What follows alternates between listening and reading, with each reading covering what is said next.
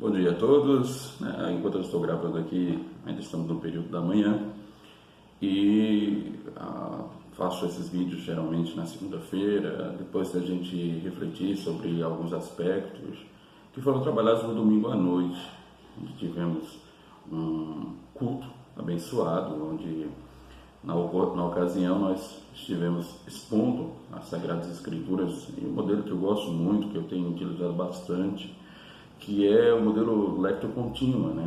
A lição continuada. Então, são versículos após versículos, e nesse período que nós estamos da igreja, nós estamos comentando a respeito do livro de João. Ontem nós trabalhamos uma interessante abordagem sobre a vida do nosso Senhor Jesus Cristo. É um período onde o Senhor Jesus ele está diante de alguns fariseus e intérpretes da lei, e ele está respondendo algumas perguntas que são feitas a ele, depois dele ter curado um paralítico, em João capítulo 5, início do capítulo 5. Nessa ocasião, eles começam a duvidar dos ensinos de Jesus. Há algumas inquirições com relação a duas causas específicas do ministério de Jesus, que seria o fato dele fazer milagres no sábado, o que dá a entender que pela lei judaica isso não era permitido, e pela a questão que envolve também a maneira como Jesus se posicionava em alguns tópicos a respeito da divindade de Deus e a si próprio, se relacionando inclusive de uma forma alheia, né, ao judaísmo, um aspecto do judaísmo que ainda não havia sido desenvolvido e não foi desenvolvido posteriormente. Esse conceito só é desenvolvido posteriormente na igreja cristã, que é a doutrina da Trindade. Então nós encontramos aqui primeiramente uma identificação. A gente tem dado uma abordagem muito forte com relação a isso aqui na igreja, aqui em Goianésia, no aspecto da missão de Deus. É um assunto que nós estamos trabalhando desde o começo do ano. Minha primeira pregação aqui na cidade, quando nós estivemos assumindo este campo, foi justamente sobre isso. Nós trabalhamos aspectos da missão de Deus, então o tema, inclusive, do nosso retiro tinha a ver com essa mensagem. E agora estamos chegando, dando uma abordagem. É óbvio que quando você faz uma exposição lecto-contínua, você vai ter que abordar os aspectos do texto, como eles se configuram, e nada mais coerente do que chegarmos diante de um texto como esse e trabalharmos a missão de Deus e entendermos também qual seria a missão de Deus com relação a nós mesmos, como é que ela se aplica, como é que ela se relaciona. Nós temos então aqui um aspecto interessante sobre o texto em questão, lembrando, eram respostas do Senhor Jesus Cristo a esses homens que estavam lhe inquirindo a respeito da sua pretensão de ser filho de Deus, inclusive questionavam isso, entendiam que isso se fazia, colocava Jesus no mesmo patamar do próprio Deus, Yahvé, e eles entendiam que esse ensino seria um ensino complicado, do ponto de vista da doutrina de Deus, e eles tentam persuadir Jesus a explicar um pouco mais. Eu mencionei ontem que essa exigência da parte dos judeus, no sentido de explicação do que seria a sua missão, a missão de Jesus, tinha um caráter para nós muito interessante, porque nos revela, basicamente, o conteúdo da missão de Jesus. Então, para os cristãos, isso nos identifica com essa missão, mas também do ponto de vista da sua condição como rabino, isso era muito perigoso, porque Jesus estaria expondo sua doutrina a pessoas que estavam procurando justamente dificuldades na sua doutrina para que lhe fizessem alguns tipos de considerações, inclusive com a possibilidade inclusive de ser reputado como alguém transgressor da lei. Bom, mas o Senhor Jesus ele não se importa, ele corre esse risco por causa de sua condição exaltada, por conta do seu propósito para com as nossas vidas, ele corre esse risco. E nós podemos perceber, quando ele começa a explicar, quando ele começa a responder essas indagações, que ele vai logo num ponto fundamental, um ponto-chave de sua argumentação. Ele vai mostrar que tudo o que ele estava fazendo não tinha nenhum tipo de dificuldade do ponto de vista daquilo que o Senhor Deus tinha para ele e tinha o vocacionado nessa missão. Ele trabalha a ideia de que ele e o Pai são um em um propósito. Então, a partir do versículo 19, ele aborda esse aspecto, dizendo que o Pai e o Filho são um só. E, em segundo lugar, ele fala a respeito da missão que foi dada a ele pelo próprio Deus. E essa missão é uma missão em amor. Então, ele recebeu essa missão porque Deus Pai o ama, né? Essa primeira parte do que nós abordamos está em total consonância com a doutrina da Trindade, né? Então, há um desenvolvimento dessa doutrina nesse ponto aqui da carta, né, do Evangelho de João. E nós percebemos que essa missão é dada porque o Pai ama o Filho e, consequentemente, lhe envia em missão. Então, o Senhor demonstra que esse amor é um amor consciente, né? Deus predispôs esse amor dentro do seu conceito de Trindade, naquilo que os teólogos chamam de economia da Trindade. E esse amor é passado no sentido de expansão da missão. Aqui nós vamos perceber que no versículo 21 do texto bíblico, você pode procurar depois, né? Só para realçar, nós estamos contemplando o versículo 19 a 29 do capítulo 5 de João. E no versículo 21 há um tema que vai começar a ser um tanto quanto dominante, e é o tema da ressurreição. Isso é importante por alguns aspectos, desde a consideração sobre a relação entre o Pai e o Filho, no conceito de Trindade, mas sobretudo na questão da ressurreição, porque vai entrar também outro assunto, além da ressurreição, que é o assunto do juízo. Os dois têm total relacionamento por conta do que o Senhor Jesus queria passar àqueles homens, né, conhecedores da lei de Moisés, porém extremamente debilitados com relação à concepção do Evangelho, por exemplo.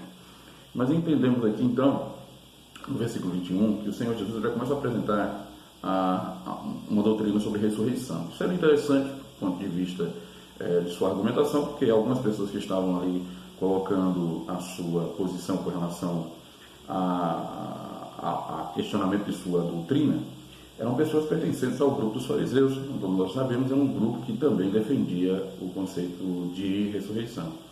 Mas então, o que isso quer implicar aqui, né? Jesus está refutando as perguntas, né, que estavam sendo elaboradas pelos fariseus e mostrando que, primeiro, seu ensino era plenamente ortodoxo. Ele não estava falando nada demais, nada que a lei não estivesse desenvolvendo em algum aspecto. E ele também diz, né, que a ele, Filho de Deus, no aspecto, né, da economia da Trindade, ele estava também se relacionando com o Pai na questão do julgamento. Falei outrora sobre isso.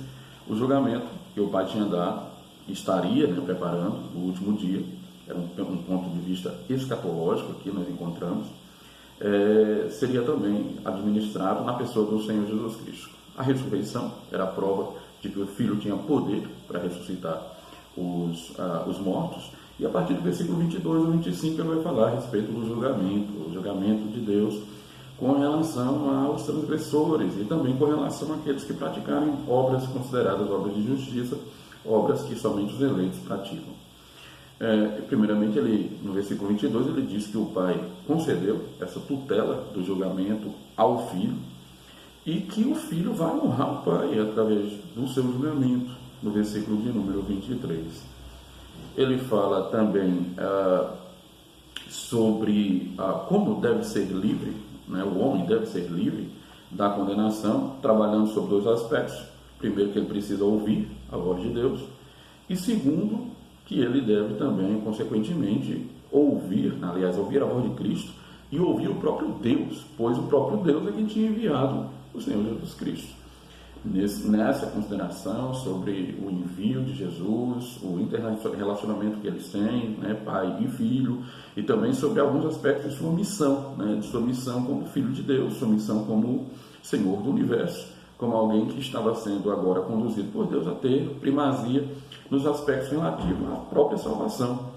E o Senhor então trabalha esse conceito, mostrando que haverá de chegar uma hora, versículo 25, onde no cronos de Deus, no tempo de Deus, o Senhor estaria revelando a sua glória, a sua majestade, a partir do momento que, através de uma única palavra, homens de todas as épocas, bilhões de homens ao longo dos séculos, estariam ouvindo a sua voz, eles ressuscitariam no túmulo e estariam comparecendo na presença de Deus.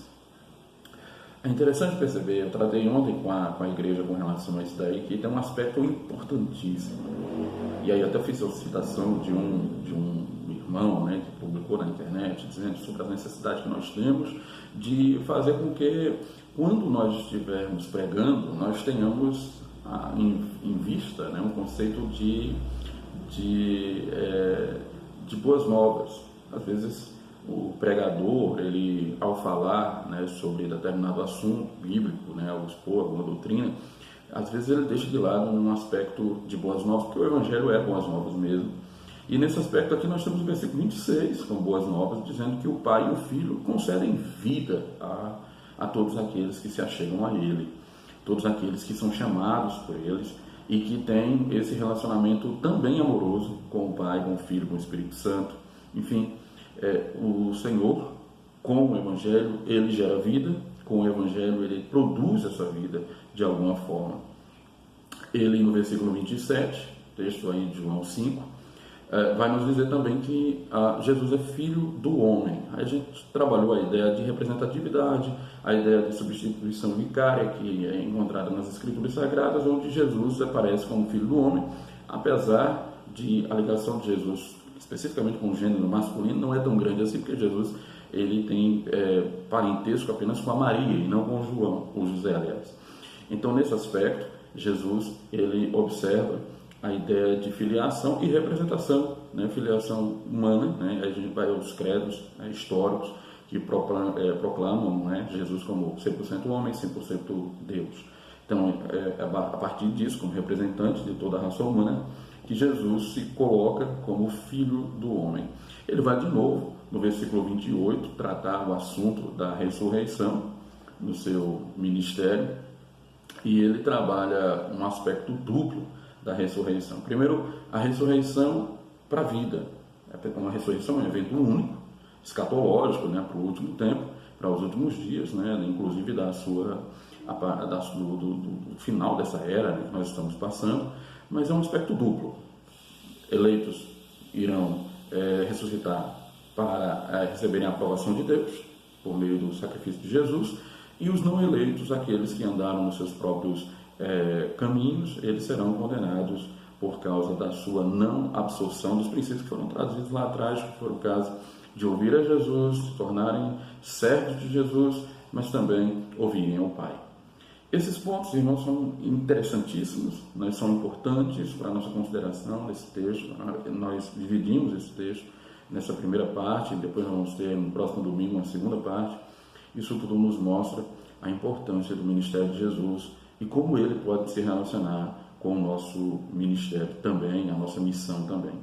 A gente terminou fechando, comentando a respeito de que existem aqueles que são atributos comunicáveis e atributos incomunicáveis. Alguns desses aspectos foram tratados, são atributos incomunicáveis, mas mesmo esses atributos incomunicáveis são comunicáveis, né? Tem até um teólogo que trabalha nesse aspecto, então todos eles são importantes para a nossa missão, de alguma maneira. Então, a igreja, né, uma aplicação que podemos trazer nesse texto, é de que a igreja, ela continua tendo a sua missão, mas a sua missão ela é dependente da missão de Cristo. E sendo essa dependente da missão de Cristo, precisa primeiro conhecer a missão de Cristo, e depois conhecer a sua própria missão.